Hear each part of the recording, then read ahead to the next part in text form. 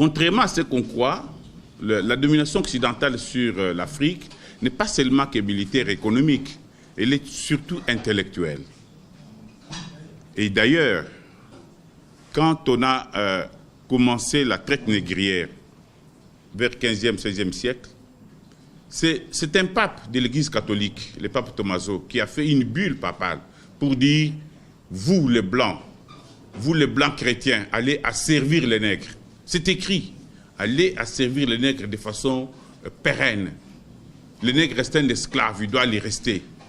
Et un siècle plus tard, c'est le roi français, Louis XIV, qui va édicter ce qu'on appelle le Code noir, c'est-à-dire le document de la mise en œuvre, n'est-ce pas, de la traite et de la colonisation. Et c'est dans ces documents-là, il dit l'homme noir est un meuble, c'est-à-dire interchangeable, corvéable à souhait. Et ce document a été fait par Colbert, le ministre des Finances de la France. Donc, ce sont des élites françaises, des élites occidentales qui ont fait ce travail-là. Et quand nous en citons, comme je viens de le dire, c'est Voltaire. J'en cite encore quelques-uns. C'est Cuvier, un biologiste. D'ailleurs, toutes les sciences européennes qui sont nées en cette période sont nées juste pour asservir les Noirs. Cuvier, dont on parle ici, le père de la biologie française, avait gardé dans son laboratoire une femme africaine, Swatché, pour démontrer que toute l'intelligence africaine ne se situe qu'au niveau du sexe. Vous avez Gobineau, vous avez Lévi-Brul en France, vous avez David Hume, Kant, vous avez Hegel. Donc ce sont des gens qui sont étudiés dans nos universités et ce sont ces gens-là, nous faisons beaucoup de thèses là-dessus. Pour vous dire que même aujourd'hui, au moment où nous parlons, cette culture de domination intellectuelle continue à travers ce qu'on appelle les africanistes. Vous savez, dans les universités occidentales, il y a des gens qui sont payés grassement pour faire des thèses sur l'Afrique, pour écrire sur l'Afrique, pour commenter les statistiques africaines. On les appelle les africanistes. Ils écrivent l'histoire africaine à notre lieu et place. Et chaque fois que nous voulons discuter avec eux, ils viennent ici, nous imposent des programmes dans nos universités. Ce faisant, nous perdons la main sur la transmission des connaissances sur nos propres enfants. L'Occident a mis en place des structures, des universitaires qui ne fonctionnent que pour dire du mal des Africains, pour écrire l'histoire pour nous dérouter. On les appelle les africanistes. Ils sont nombreux. Vous savez, quand en 1950, Cheikh Anta veut faire sa thèse à la Sorbonne, mais ce sont les Balanguiers ici. Balanguiers que vous lisez tous ici, l'Afrique, tout ça. Ce sont des Balanguiers qui se sont opposés à la défense de cette thèse. Balanguier était n'est-ce pas, dans les jurys. Ils ont dit, vous voulez, parce que la thèse était intitulée « Qu'étaient les Égyptiens pré-dynastiques ». Ce sont des Balanguiers ici, que vous lisez tous ici, qui ont dit, non, on ne peut pas présenter une telle thèse. Qu'est-ce qu'il va nous dire? Ils ne ont même pas donné l'occasion de la présenter. De toute façon, il ne faut pas être impressionné. Il faut cesser d'être, même si on lit les livres, hein, même, bon, coupons la poire en deux, lisons leurs bouquins, tout sur l'Afrique, d'accord. Mais il faut peut être impressionné. Tout est faux dedans, d'un bout à l'autre. Donc, les livres là, bon, je ne veux pas les nommer, vous les connaissez, mais lisez parce qu'ils sont au programme, achetez parce que c'est l'environnement, mais je vous garantis qu'il n'y a aucune parcelle de vérité dedans. Tous les livres africanistes, écrits par des africanistes français, italiens, portugais, espagnols, anglais, hollandais, c'est faux d'un bout à l'autre. C'est du mensonge. Ce sont des crétois, c'est-à-dire des menteurs qui savent qu'ils mentent, mais ils mentent quand même. C'est ça un crétois. Ils sont tous crétois. Ils mentent. Citez-moi quelqu'un qui dit que, voilà, mais sur l'Égypte, le cas est bien précis. Sur l'Égypte ancienne, l'Égypte pharaonique, qui était africaine et nègre. Cette Égypte n'est même pas en Afrique. Elle est méditerranéenne, elle est au Proche-Orient. C'est des choses qui valent même pas un sou. Et qu'ils étaient bruns, les femmes étaient jaunes, et que les autres étaient en rouge, et que n'importe quoi. Même quand l'ADN dit ceci, même quand la biologie moléculaire dit ceci, même quand les témoignages anciens disent ceci. Et voilà. Mais c'est faux, mais c'est la falsification de l'histoire. Moi, je ne sais pas pourquoi on lirait leurs bouquins. Tout cela, sans jeu de mots, s'est fait avec la bénédiction des religions. Il fallait les convertir. Jusqu'à la Bible. Absolument. Jusqu'à la Bible. Et plus tard, il s'est agi d'aller convertir les sauvages. Et sans doute, dans tous les catéchismes de France et de Navarre, cela a contribué à inculquer cet esprit finalement difficile dans les cervelles. Le livre fondamental qui a un peu retourné toutes les consciences les plus réactionnaires et qui a fossilisé l'idée de race, c'est quand même Gobineau qui, au 19e siècle, a classifié les races et surtout les a hiérarchisées. Et c'était très utile. Il fallait réhabiliter l'esclavage. Il fallait se dire que... C'est très utile pour les politiques qui voulaient le pouvoir. Oui, c'est très utile de dire que le noir descend de son cocotier et qu'il est proche de l'animal, qu'il n'est pas évolué, comme disait François. C'était vraiment très, très pratique. Et quand ils vont... toute la clique de Napoléon se retrouve en Égypte. En Égypte, il y a ce magnifique sphinx que l'on voit. Et puis il y a Volney, qui est un grand intellectuel de l'époque, qui regarde le sphinx et qui se dit... C'est pas une tête d'arabe, ça, le sphinx. Les pommettes hautes, la bouche épatée comme ça. Enfin, il y a quelque chose de négroïde dans le sphinx. Et évidemment, tout ça, ça a été étouffé. C'est dans ses écrits. Volney dit, le sphinx est noir. Enfin, le sphinx est plus proche du noir que de l'arabe. C'est ce qui est logique, puisque les arabes sont venus largement après la fin de l'Empire égyptien. Oui, mais il y a quand même une précision, parce qu'en Égypte, du nord au sud, vous avez au sud des Noirs et au nord des Blancs. Bien sûr, mais vraisemblablement, c'est de par la Tanzanie que c'est parti, puisqu'ils ont simplement suivi le Nil. Mais les premières dynasties, 5e dynastie, des grandes constructions géantes, ce qui fascinait Napoléon à l'époque, il se trouve que c'était peut-être des gens, mais en tout cas noirs de peau. Et à l'époque, le noir de peau posait problème. C'est tellement tabou ce que je vous dis là, c'est tellement hallucinant de se dire que peut-être que la civilisation, le début de la civilisation égyptienne pharaonique, ce qui nous émerveille tant, a été bâti par des hommes qui avaient un taux de mélanine assez élevé, qu'il y a même une science qui s'est constituée, qu'on appelle les africanistes, qui existe encore aujourd'hui. Quand vous allez au Louvre, vous avez affaire à des africanistes. C'est quoi les africanistes? Ce sont des blancs spécialisés des noirs, spécialisés de l'Afrique, et qui nous disent à longueur de page, oui, mais c'était pas trop des noirs, non. Parce que dans les années 30, on pensait que c'était évidemment des caucasiens qui avaient créé l'Empire égyptien, puis qui étaient repartis dans le nord. C'était tellement merveilleux, ça ne pouvait pas être des noirs, on était en pleine traite négrière. Vous voyez, là, on est vraiment dans un conflit où le Maurras est totalement instrumentalisé. Voilà pourquoi c'est piégé, voilà pourquoi il faut mettre des pincettes et essayer de trouver, d'inventer des nouveaux mots. Et là, le philosophe peut s'associer aux scientifiques pour qu'on crée des mots faciles plutôt que faire des périphrases en disant génotypes différents, etc. Il y a peut-être des nouveaux mots. Il y a ethnie qui est très à la mode. Ethnie aussi pose d'autres problèmes. C'est que au moment où l'impérialisme, n'est-ce pas, atteint son apogée en quelque sorte, dans l'état moderne, en tout cas au 19e siècle, au début du 19e siècle, l'Occident découvre que c'est l'Égypte et une Égypte noire qui a apporté tous les éléments de la civilisation à l'Europe. Et cette vérité, il n'était pas possible de l'exprimer. Voilà la vérité, voilà la réalité. C'est que l'Occident, qui se croyait chargé d'une mission civilisatrice en direction de l'Afrique, découvre, en fouillant dans le passé, que c'est précisément cette Afrique noire, aujourd'hui son esclave, cette Afrique noire apparemment en régression, c'est bel et bien cette Afrique noire qui lui a donné tous les éléments de la civilisation, aussi extraordinaire que cela puisse paraître. Et cette vérité, tous les savants n'étaient pas également disposés à l'exprimer sans nuance. Donc, la communauté des savants s'est scindée en deux groupes. Les savants de bonne foi qui ont eu le courage de regarder la vérité en face et de dire aussi extraordinaire que cela puisse paraître. Pourtant, c'est cela.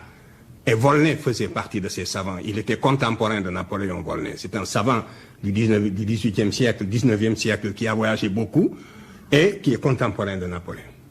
Il faisait partie de ceux qui avaient le courage d'exprimer cette idée. Et ensuite, toute la lignée presque des égyptologues qui ont falsifié l'histoire de l'humanité de génération en génération et qui ont commis un crime le plus grave contre la science et l'humanité. Au sein de ces égyptologues aussi, il y a eu une tendance beaucoup plus modérée qui a essayé d'exprimer une vérité plus ou moins fardée. Voilà. Donc, c'est comme ça, de falsification en falsification, qu'on en est arrivé à dire que l'Égypte est un accident géographique en Afrique. Et quand on parle de l'Égypte, on parle de l'Orient. L'Égypte, c'est pas l'Orient, c'est l'Afrique.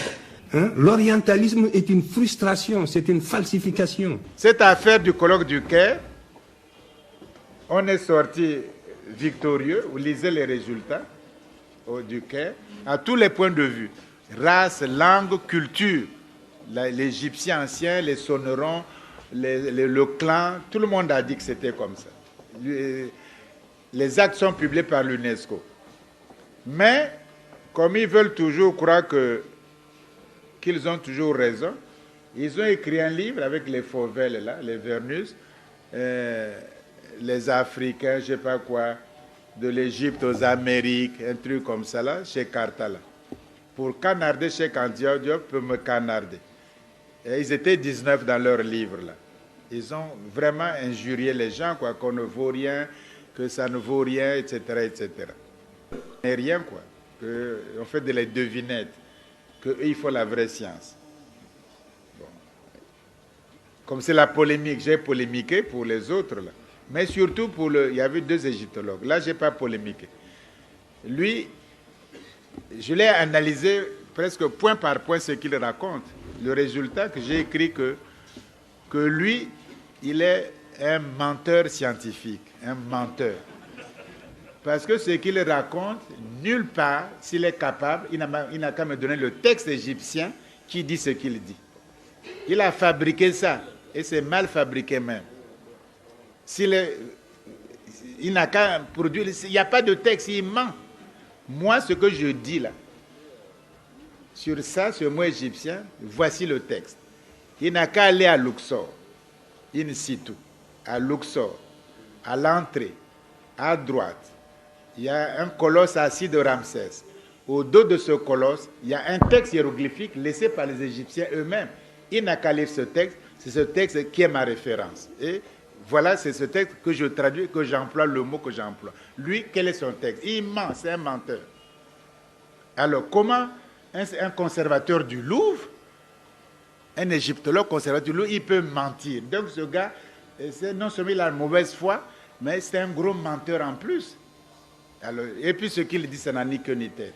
Je l'ai ramassé, ils disent oui, Obenga, il est toujours d'une violence raciste. Il est très raciste. Bon, quant à l'égyptologue, là, lui, il était superbe.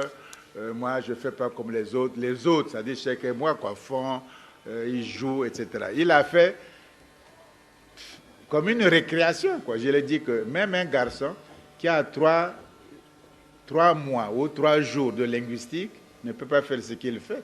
Il a appris ça où? Alors moi, parce que je le connais. On était étudiants ensemble, je le connais, c'est un type orgueilleux.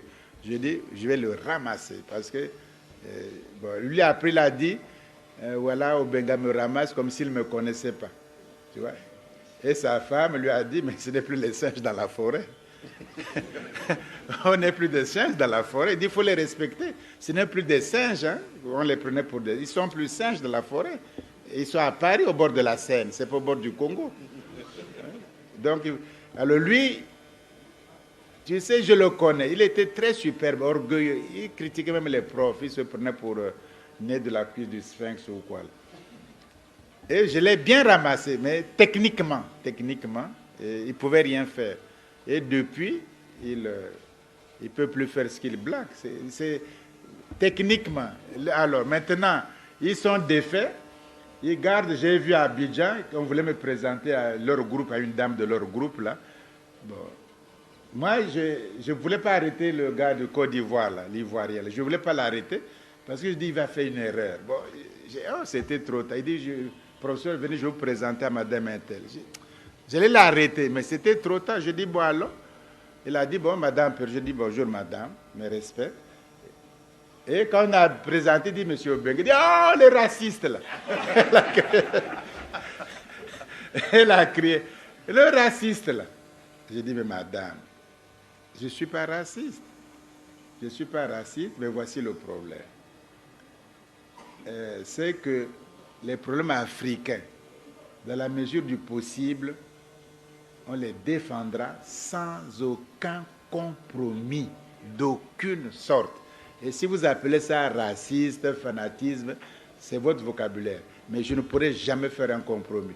D'autant plus que vous, les africanistes, hein, vous parlez des choses dont vous ignorez. Dans votre groupe, là, il n'y a aucun égyptologue. Il n'y a aucun paléontologue. Il n'y a rien. Pourquoi vous, toujours, vous prenez les gens pour dire, mais oui, vous êtes raciste. Je dis, bon, prenez comme vous voulez. Vous êtes ici venu expliquer les royaumes à Caen, c'est-à-dire les royaumes des Baoulés, là, les royaumes à Caen. Moi, je me préfère lire les livres écrits par les Ivoiriens, il y a des historiens parmi eux, que de lire vos chiffons-là de trucs-là. Je dis oui, mais Obenga, non seulement il est raciste, mais il est impoli. J'ai dit, mais impoli, c'est moins fort que raciste. Puisque je suis déjà raciste, je peux être impoli. Impoli, c'est moins fort. Puisque, j'ai dit non. Après, j'ai dit, bon, venez, on va manger à table, on va décider. J'ai dit non, je ne... C'est bizarre, hein. Tu vois bien qu'ils ont tort, ils ne sont pas sereins, ils ont tort. Marcus Garvey l'a dit, il ne croit pas qu'un seul blanc puisse écrire l'histoire des Noirs avec quelques sympathies, même la simple sympathie. Ils ne pourront pas, mais pourquoi vous lisez le jour, mais il faut faire cette révolution, ne plus acheter leurs bouquins d'histoire sur nous, parce que c'est nous qui achetons, les blancs eux-mêmes n'achètent pas ces livres. Tu as cru les Blancs, ils vont acheter des livres sur Joséphine Baker pour faire quoi? Dans leur bibliothèque, ils achètent autre chose. Ils n'achètent pas vos histoires-là, sauf quelques africanistes. Mais le gros des Blancs ne vit pas dans cette littérature. C'est quelques gens qui servent de pions, c'est tout. Donc au fond, il faut que les Noirs ne demandent pas à un autre, dis-moi qui était mon ancêtre. Essaie de le trouver toi-même avec tes erreurs. Les Chinois ne demandent pas aux Japonais de dire l'histoire de la Chine. Les Indiens ne demandent pas aux Pakistanais de leur dire leur histoire, encore qu'ils soient en conflit. Les Français ne demandent pas aux Allemands d'écrire des livres d'histoire de la France pour les enseigner à l'école française. Les Allemands ne demandent pas aux savants français d'écrire l'histoire de l'Allemagne. Les Anglais n'attendent pas les savants hollandais ou les savants belges ou les savants français d'écrire la littérature anglaise et de l'enseigner à l'école en Angleterre. Hein? Et pourtant on enseigne ça en France.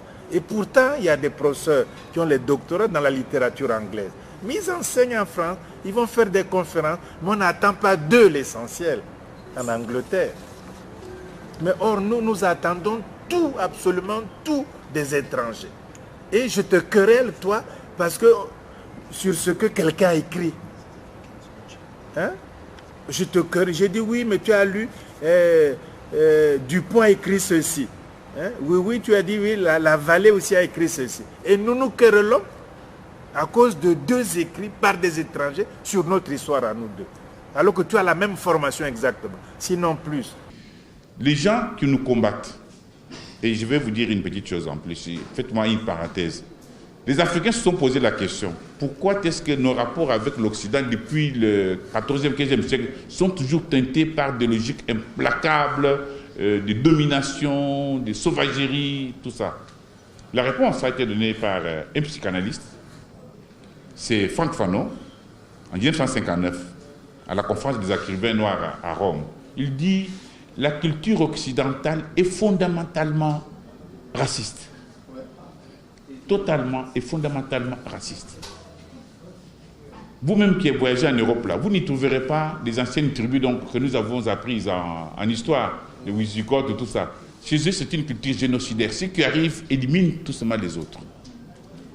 Donc, nous ne devons pas l'oublier. Et quand on a posé la question à Cheikh Anta, on dit, mais alors pourquoi est-ce que la culture occidentale est-elle fondamentalement raciste? Il dit, mais l'Occident, l'homme blanc est né dans un berceau humain de frustration, de privation.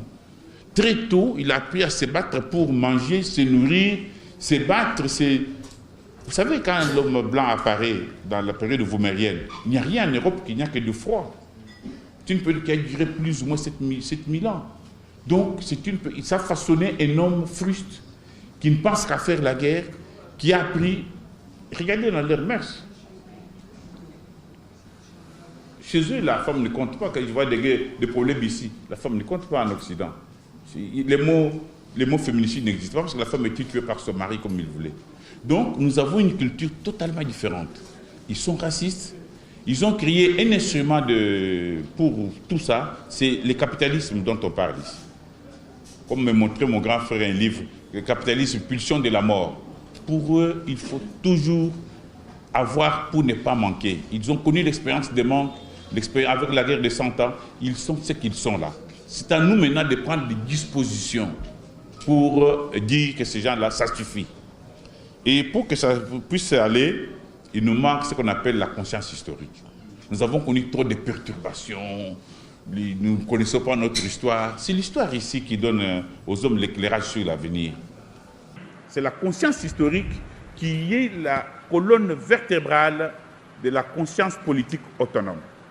C'est-à-dire quoi? C'est-à-dire que quand un peuple connaît son histoire, connaît ses réalisations, connaît le cheminement et sa participation dans l'évolution de l'histoire du monde, ce peuple acquiert la fierté de soi, ce peuple bénéficie, n'est-ce pas, d'un effet moral de dire, voilà, nous avons été dans l'histoire des gens et nous serons encore dans l'histoire des gens. C'est de ce moment-là, de cette conscience historique, découle une identité collective, c'est-à-dire un ensemble de valeurs qui réunit un peuple autour de son entité vitale. Et cette identité historique, cette identité collective s'exprime par l'autonomie. Donc je me répète, nous les Congolais, nous avons perdu notre autonomie politique comme conscience parce que nous avons perdu notre histoire. En fait, le problème, c'est de se demander qui êtes-vous pour que vous sachiez qu'est-ce que vous pouvez faire. Donc, il y a là un problème réel qui est celui de la conscience historique.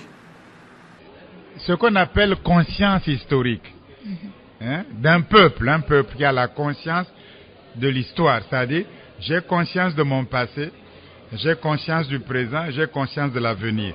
C'est ça qu'on appelle la conscience historique dans la condition humaine. Et aujourd'hui, vous parlez bien de la mémoire d'un continent, des choses de ce genre-là. Tout le monde parle de l'Afrique, vous enseignez l'Afrique, l'histoire de l'Afrique, vous avez des livres, vous avez de ceci.